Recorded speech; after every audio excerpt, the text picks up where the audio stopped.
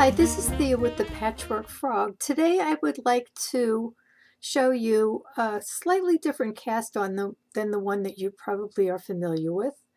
When I learned to knit, I was taught to cast on with what is now referred to as a long tail cast on. At the time I didn't know what it was called. That was the only way I was taught to do it.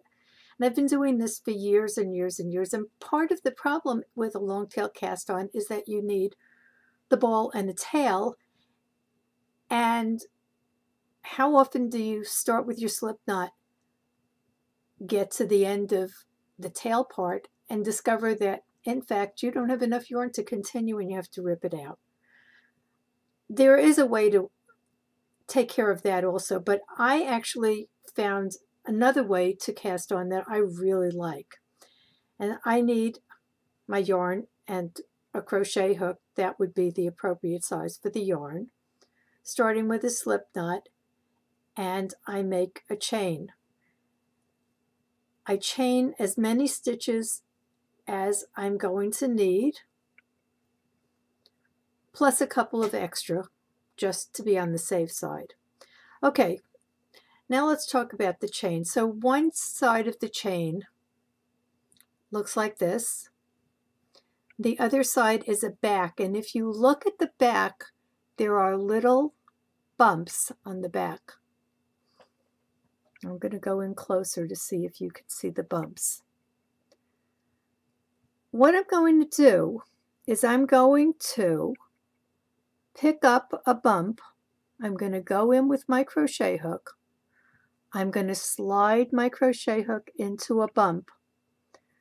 I'm going to yarn over, bring up a loop, and I'm going to put this loop onto my needle. Then I'm going to go to the next bump, and it's the center. If you look at the center of, see where that little bump is sticking up? There are 3 parts to each of these crochet loops. I go in, I pick up the center, yarn over, pull up a loop, and then I'm going to slide this off onto my knitting needle, and I'm going to keep going with these bumps until I have picked up the amount of stitches that I need to start knitting with. What's really nice about this is that the end looks like a chain, so you have a very pretty chain edge, and the inside you've now picked up the stitches and you don't have to worry about running out of yarn.